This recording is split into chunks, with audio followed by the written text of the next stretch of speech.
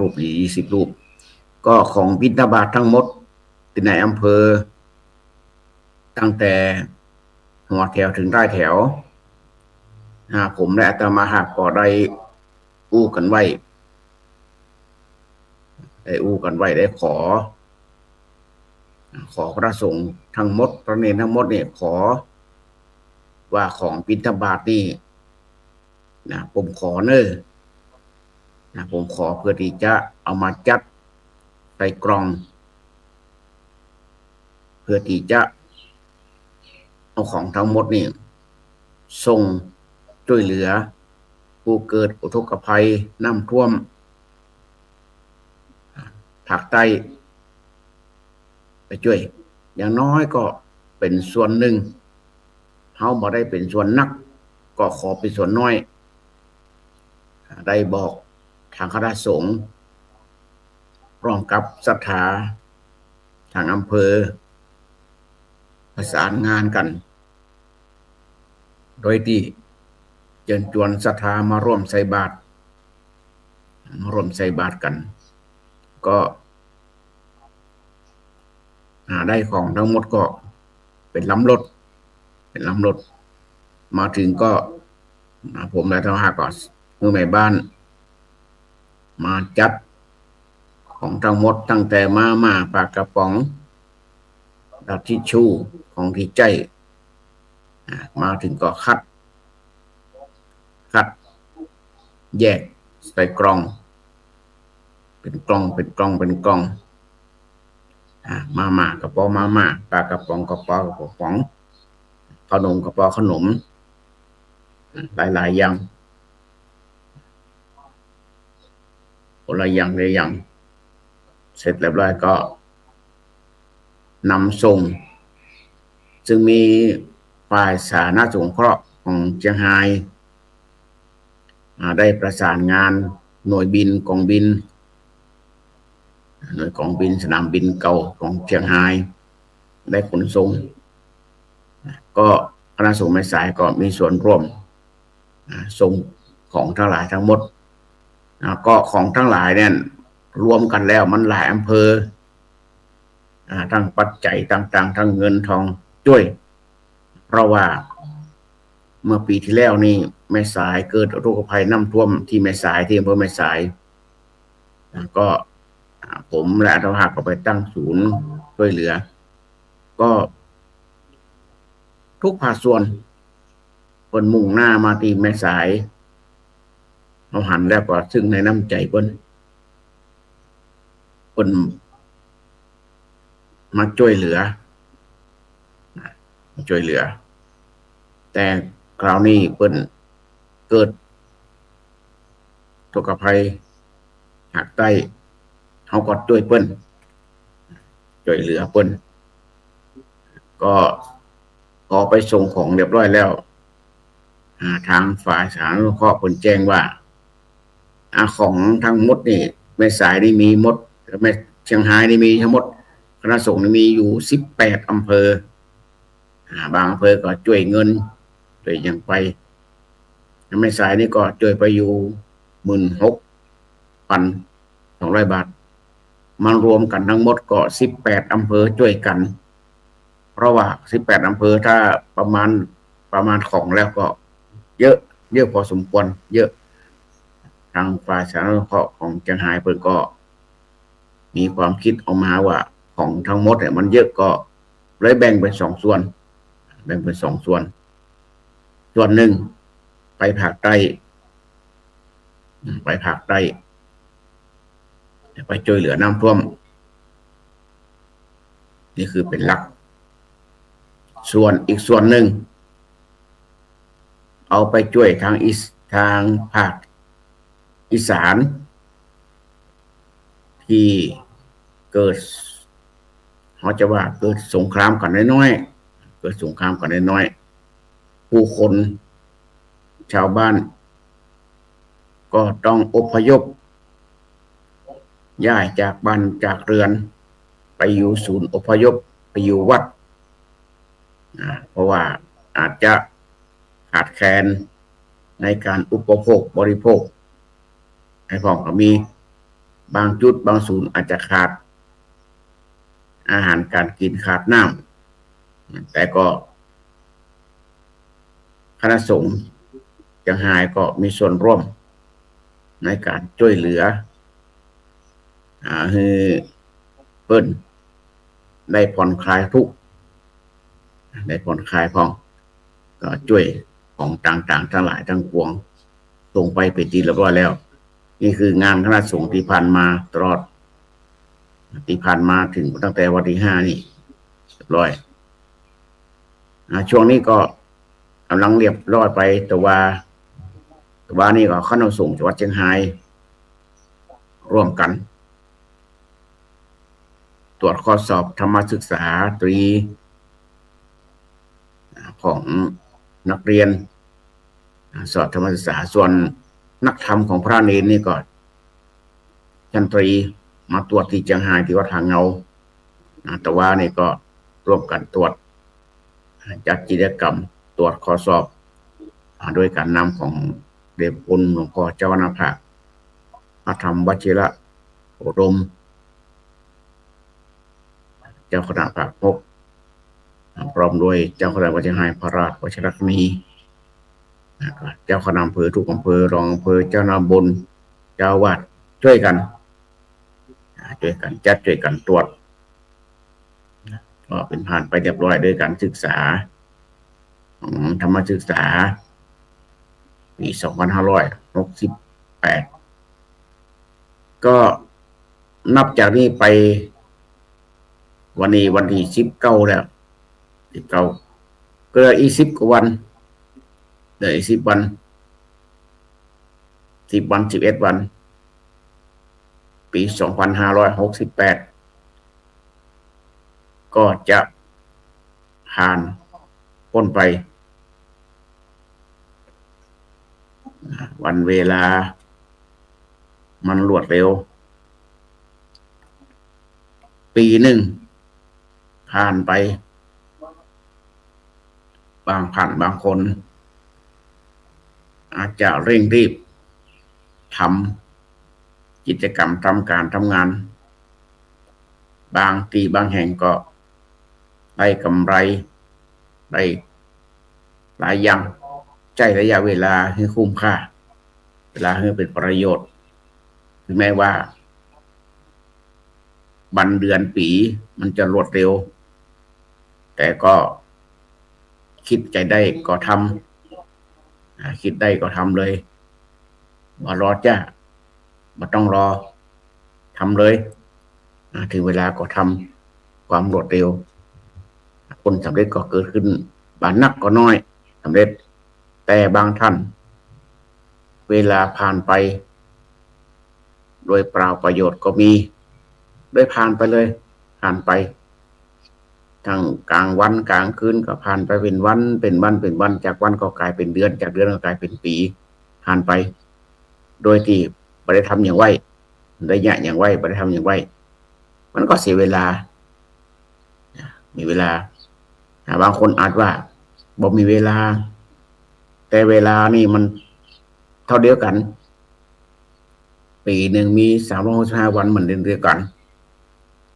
1ปีมี12เดือน1เดือนมี30วันมันเช่นเดียวกันวันหนึ่งมี24ชั่วโมงเหมือนเดียวกันแต่มันขึ้นกับตัวเฮาเองว่าเฮาจะบริหารเวลาแบบไหนจัดแบบไหนบริหารแบบไหนจะคือดีจัดถึงมันดีเฮาอยากจัดเวลาตารางเวลานี่อย่างใดโรงเรียนพอถึงมีเวลาให้นักเรียนเวลาเฮาไปโรงเรียนนี่โรงเรียนนี่จะมีโรงเรียนมาที่ไหนถ้ามีเวลาไว้จะทำตามตารางทำตามตารางเป็นยังไว้เวลานี้ทำนี่เวลานี้ทำนี่เวลาเรียนนี่เวลาชั่วโมงนี่เรียนอย่างเวลาเรียนนี่เรียนอย่างอันนี้คือทำตามตารางแต่เฮาก็ทำตารางคนเดียวเฮาทำตารางชีวิตคนเดียวเฮาว่าในเดือนนี้ทำอย่างนี้เดือนอย่างบางคนนี่ก้าวหน้ายิงการ ประพฤติวัดปฏิบัติธรรมก็เช่นเดียวกัน บางคนก้าวหน้าเพราะอย่าง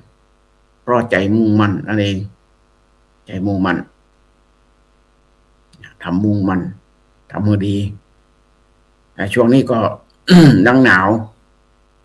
งานยังหนาวอยู่เย็นตอนเจ้าวันนี้ก็หมอกลงนักแต่ตะวานี่เมื่อวานนี่ตะวานี่18ตอนกลางคืนแล้วก็ตอนเจ้าฝนตกยังไฮนี่ฝนตกหน้าหนาวทำให้เกิดฝนตกแล้วก็อุณหภูมิก็เลยต่ำลงอาจจะทำให้หลายคนหลายท่านป่วยได้เพราะเวลาว่าอากาศมันแปรปรวนเปลี่ยนกลางวันร้อนตอนเจ้าหนาวพอทางกลางคืนตอนใกล้รุ่งใกล้แจ้งก็ฝนตกอันนี้อากาศแปรปรวนวันหนึ่งวันเดียวนี่หลายบรรยากาศโดยเฉพาะสาธารณชนทั้งหลายนี่ก็เพื่อรักษาสุขภาพเพื่อดูแลสุขภาพไว้สำคัญที่สุดคือสุขภาพเวลาถ้าเขาเป็นนั่นเป็นนี่ไปแล้วนี่มันลำบากมันยากเขาต้องรู้ตัวเองเขาต้องดูแลตัวเองก่อนสำคัญที่สุดตัวเองก่อนเวลาเขาไปไหนก็ตามท่านจะต้องดูแลสุขภาพพอดีเพื่อถึงบอกว่าอโรคยาปรมาลาภาความมีโรคอย่างนี้เป็นละอมาเสดทุกอย่างนี่เขามีความปรารถนาสุดก็คือปรารถนาสุขภาพร่างกายแข็งแรงบายไปไหนก็ได้ไปการไปงานไปไหนก็ได้เพราะร่างกายแข็งแรงสุขภาพดีเป็นประเสริฐที่สุดแต่ถ้าคนไหนสุขภาพบดีอ่อนแอแล้วลำบากไปไหนก็ลำบากช่วงนี้ก็แต่ละวัดแต่ละวาก็เริ่มเข้าหน้าหนาวแล้วก็เมื่อเดือนพฤศจิกากันก็ต่างคนต่างวัดก็ได้รับกฐินกันได้รับปัจจัยเงินทองกันแต่ละวัดก็เริ่มพอหมดเขตหน้าหนาวหน้าฝนแล้วก็เริ่มทำการทำงานกันละเริ่มก่อสร้างกันแล้วเริ่มก่อสร้างกันแต่ละวัดแต่ละวาพระเนรก็มีกิจกรรมกันทุกอย่างแม่สายก็คณะสงฆ์แม่สายก็ผ่านพ้นไปหลายงานโดยเฉพาะอบตสัมพันธ์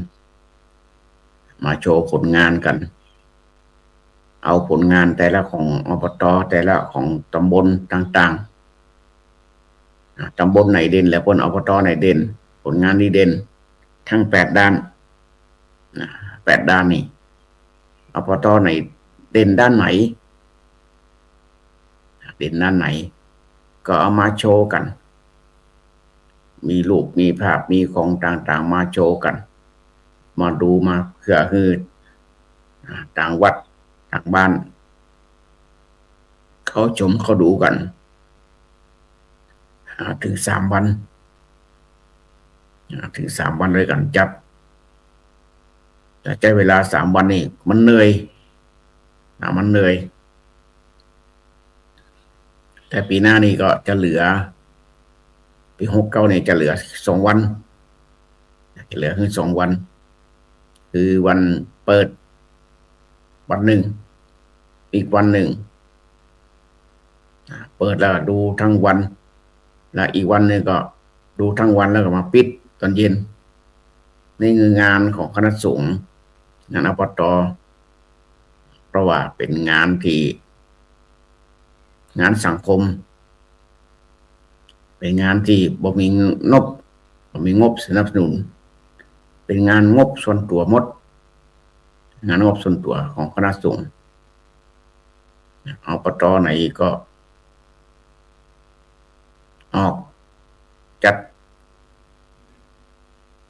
ต่างๆนานาก็ต้องใจงบประมาณของตัวเองหมดบางรูปบางองค์บ่ได้มีงบประมาณนักก็ช่วยแรงเอาแรงมาช่วยเอารถมาช่วยขนของคนยังจัดกันจัดกิจกรรมกันของคณะสงฆ์แต่ละอำเภอของแต่ละตำบลด้วยกันเดี๋ยวอีกสักปีหน้านี่จะจัดระดับจังหวัดด้วยมีการจัดระดับจังหวัดจะเอาอบต.แม่สายนี่อบต.ที่ดีเด่นเลยพุ่นที่มีผลงานเด่นชัดแต่เปิดนี่ส่งเข้าจังหวัดเพื่อผลงานไปโชว์ไปประกวดหรือเพิ่นดูเพิ่นหันว่าอบต.นี่ดีเด่นหยังขึ้นมาป้องได้ฮู้เด่นมีผลงานดีเด่นก็ได้ประชาสัมพันธ์ทางสื่อธรรมะรุ่งอรุณนี่ข้างหนึ่งว่าเกี่ยวกับการอบต.สัมพันธ์ต่าง